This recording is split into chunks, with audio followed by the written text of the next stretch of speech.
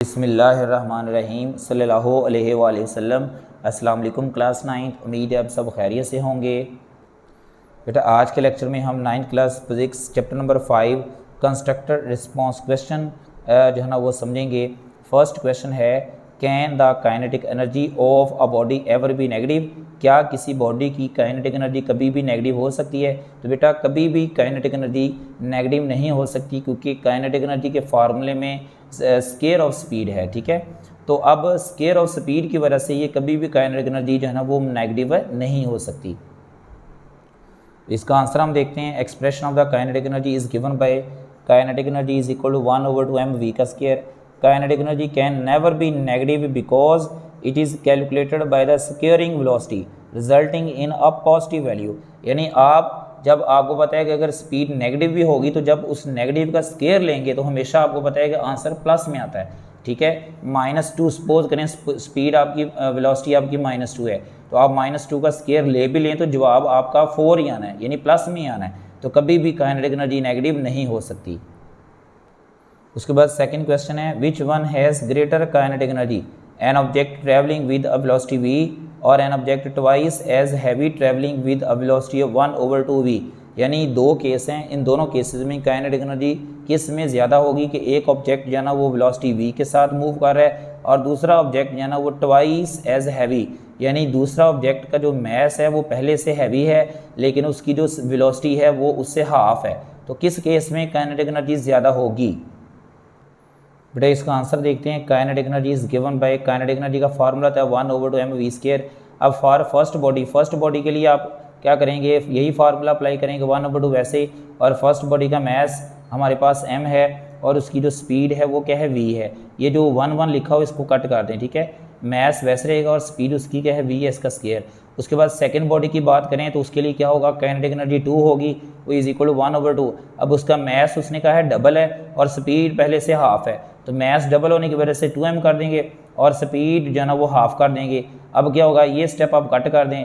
Kinetic energy 2 किसके बराबर आएगी, 1/2 2m, और क्या होगा ये वैसे दोबारा लिखा जाएगा। अब 1/2, अब आपको पता है कि यहाँ पर जो 2m है, ठीक है, ये जो 2m है वो वैसे लिखा जाएगा और उसके बाद ये जो इसका जब स्केयर खोलेंगे तो क्या आएगा, ये v का स्केयर आ जाएगा और ये 2 का क्या बन जाएगा 4, नहीं ऐसे होगा 1/2, ये 2m वैसे आ जाएगा और v/4 बन जाएगा। ठीक है, अब ये 2 से इस 4 को कैंसिल करें ये 2 आ जाएगा। ठीक है, इसको कट करेंगे तो ये 2 आ जाएगा। अब ये 2 और ये 2 क्या बन जाएगा, अब देखें इसको स्टेप को ऐसे लिखेंगे, 1/2 वैसे लिखा गया। ठीक है, ये 2 से इसको 2 को मतलब 4 को कैंसिल किया 2 आया, m वैसे आ गया, v का स्केयर भी आ गया और ये जो डिवाइड बाई 2 है ये वैसे लिखा गया। उसके बाद इसको सॉल्व करेंगे, ये 1/2 और ये 2, ये इनको मल्टीप्लाई करेंगे तो ऐसे लिखा रहेगा, ये 1/2 शुरू में लिख देंगे और ये लिख देंगे 1/2 m v का स्केयर। ठीक है, क्योंकि इसमें 2 1/2 है, एक 1/2 है और ये एक 1/2 है, तो एक दफ़ा इसको बाहर निकाल देंगे और एक ये लिख देंगे। अब ये क्या बन जाएगा, इसको मल्टीप्लाई करेंगे तो ये बन जाएगा 1/4 m v का स्केयर। उसके बाद देख रहे हैं कि एक 1/2 बाहर है और ये ब्रैकेट के अंदर वाला क्या बन जाएगा, काइनेटिक एनर्जी। तो हम ये लिखेंगे 1/2 वैसे लिख देंगे और ये ब्रैकेट के अंदर क्या बन जाएगी, काइनेटिक एनर्जी। तो इस केस में आपने देखा कि काइनेटिक एनर्जी जो 2 है वो फर्स्ट वाली काइनेटिक एनर्जी का क्या हो जाएगी, हाफ हो जाएगी। तो सेकंड केस में काइनेटिक एनर्जी कम हो जाएगी, लेकिन फर्स्ट केस में फिर काइनेटिक एनर्जी क्या होगी, ज़्यादा होगी। तो फिर लिख देंगे दस the object travelling with the velocity v has greater kinetic energy. तो उसके बाद हमने ये लिख देना है कि एक ऑब्जेक्ट जो है ना वो काइनेटिक एनर्जी मतलब उस ऑब्जेक्ट की काइनेटिक एनर्जी ज़्यादा होगी जो वेलोसिटी v के साथ मूव कर रहा है। तो ये बेटा यूनिक पे करेक्शन कर लें, ये लाइन कट कर दें, ये रॉन्ग लिखी हुई है और ये जो डेरिवेशन है इसको करेक्ट कर लें। ठीक है, यहाँ पर आप इसको देखें, ये स्टेप आपने ऐड करने हैं, यहाँ तक आपने इसको नोट करना और लास्ट पे ये लाइन लिख देनी है कि 10 object travelling with velocity v has greater kinetic energy.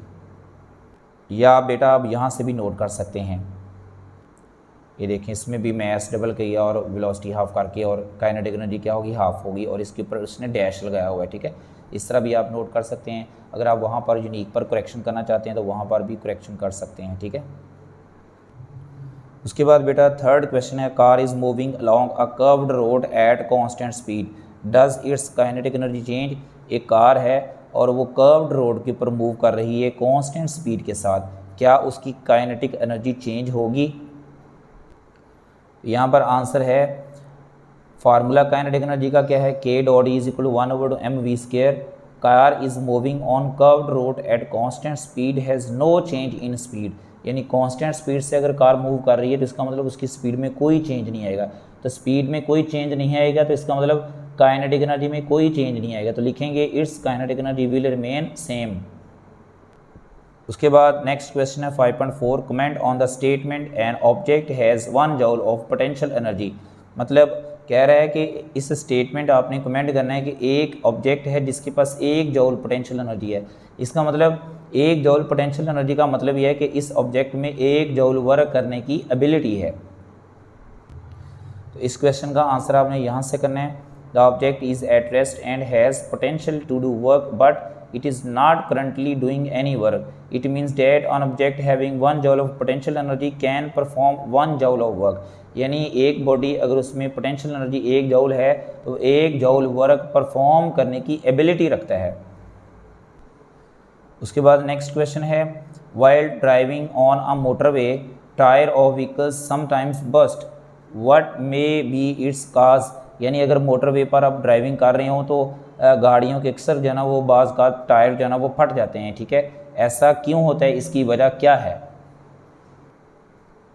तो हम आंसर बढ़ते हैं, tyre burst on motorways are often caused by overheating under inflation, tyre wear, road debris, excessive speed and overloading.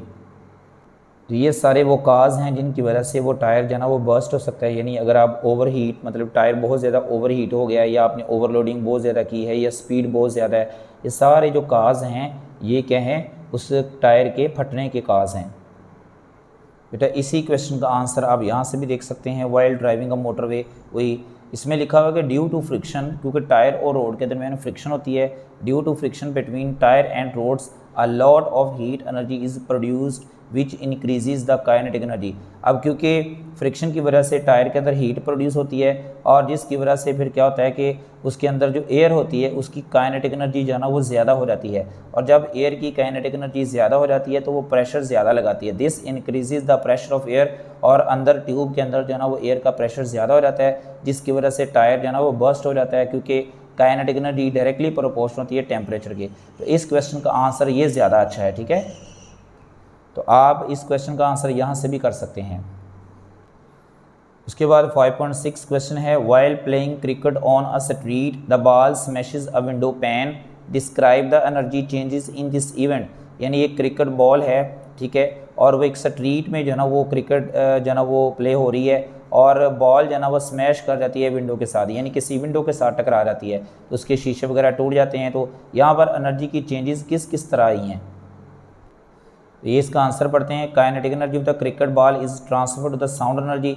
जब वो क्रिकेट बॉल टकराएगी तो वो किस में चेंज होगी, साउंड एनर्जी में। कुछ वहाँ पर हीट प्रोड्यूस होगी जिसको हम थर्मल एनर्जी कहते हैं, उसके बाद कुछ उसकी पोटेंशियल एनर्जी में कन्वर्ट हो जाएगी, और कुछ उसकी जो है ना एनर्जी डीफॉर्मेशन यानी उससे शीशे को तोड़ने में यानी डीफॉर्म करने में इस्तेमाल हो जाएगी, और कुछ एज इट स्मैशेज जो है ना विंडो पैन, जब ये क्रिकेट बॉल जो है ना वो विंडो पैन के साथ टकराएगी तो ये सारी जो एनर्जी है ये इन फॉर्म में जो है ना वो कन्वर्ट हो जाएगी, sound energy, thermal energy, potential energy and deformation energy. उसके बाद 5.7 क्वेश्चन है, a man rowing boat up stream at its rest with respect to shore, is he doing work. एक जो है ना वो बोट है, ठीक है, वो एट रेस्ट है विद रिस्पेक्ट टू शोर, यानी किनारे के लिहाज से वो क्या है, वो मैन जो है ना वो रेस्ट में है, क्या उसने जो है ना वो ही इज़ डूइंग वर्क, क्या वो वर्क कर रहा है। यहाँ पर इसका आंसर है, यहाँ पर अपनी कैपिटल W लिखना है, ठीक है। वर्क डन का फार्मूला था FS cos थीटा, अब S भी आपने इधर कैपिटल लिखना है। अब यहाँ पर आपको पता है कि यहाँ पर जो डिस्टेंस है वो 0 है, क्योंकि वो रेस्ट पे है, ठीक है। जब वो रेस्ट पे है तो डिस्टेंस 0 होगा, तो हम 0 पुट करेंगे, तो ये सारा जो आंसर है वो क्या हो जाएगा, 0 हो जाएगा। When a man is at rest with respect to shore of upstream is not doing any work because work can be calculated by the formula W is equal to FS, S 0 है तो यहाँ पर work क्या हो जाएगा, 0 हो जाएगा। अब 5.8 क्वेश्चन है, a cyclist goes downhill from the top of a steep hill without pedaling, and takes it to the top of the next hill. अब यहाँ पर एक साइकिलिस्ट है, वो साइकिल पर है और एक पहाड़ी की चोटी से जो है ना वो नीचे की तरफ आ रहा है, अब बगैर पैडलिंग के। अब वो नीचे नीचे आता हुआ वो फिर क्या करेगा, फिर दूसरी पहाड़ी की चोटी पर चला जाएगा। तो अब इस दौरान क्या हुआ है कि सबसे पहले उसने पूछा है कि draw a diagram of what happened, आपने डायग्राम ड्रा करनी है। और दूसरे पार्ट में analyse this event in terms of potential and kinetic energy, इस इवेंट में आपने काइनेटिक एनर्जी और पोटेंशियल एनर्जी डिस्कस करनी है। और label your diagram using these terms, और आपने इन टर्म्स को यूज़ करते हुए अपनी डायग्राम को लेबल करना है। इसका आंसर बेटा यहाँ से जो है ना वो ज़्यादा सूटेबल है कि एक साइकिलिस्ट जब टॉप पे होगा तो काइनेटिक एनर्जी ज़ीरो होती है और पोटेंशियल एनर्जी मैक्सिमम होती है। जब वो दोबारा नीचे आएगा तो काइनेटिक एनर्जी मैक्सिमम होगी और पोटेंशियल क्या हो जाएगी, ज़ीरो हो जाएगी। और जब दोबारा वो दूसरी पहाड़ी की चोटी पर जाएगा तो क्या होगा कि काइनेटिक एनर्जी ज़ीरो हो जाएगी और पोटेंशियल एनर्जी मैक्सिमम हो जाएगी। तो आपने ये आंसर नोट कर लेना है। When cyclist goes down from the top of the steep hill, its potential energy changes to kinetic energy, and when it moves up again its kinetic energy changes to its potential energy। उसके बाद last question है 5.9, is timber और would renewable source of heat energy, comment, यानी लकड़ी जो है ना वो एक रीन्यूएबल सोर्स ऑफ एनर्जी है, इस पे कहता है कमेंट करें। इसका आंसर भी आप यहाँ से करेंगे, ठीक है। 5.9 का टिम्बर और wood is renewable source of energy है as they can be replaced by new ones, क्योंकि जो लकड़ी है एक रीन्यूएबल सोर्स ऑफ एनर्जी है क्योंकि इसको आप रिप्लेस कर सकते हैं by new ones after their use. अब यूज़ करने के बाद इसको दोबारा जो है ना वो उसको रिप्लेस कर सकते हैं न्यू वंस में। क्यों? क्योंकि अगर एक शख्स जो है ना वो एक ट्री को कट करता है तो इसका मतलब वो उसको रीप्लांट भी तो कर सकते हैं ना। So it is a renewable source of energy. ये था बेटा आज का हमारा लेक्चर जिसमें हमने चैप्टर नंबर 5 के कंस्ट्रक्टर रिस्पॉन्स क्वेश्चन को जो है ना वो समझा। उम्मीद है आपको समझ आ चुकी होगी। अल्लाह हाफिज़।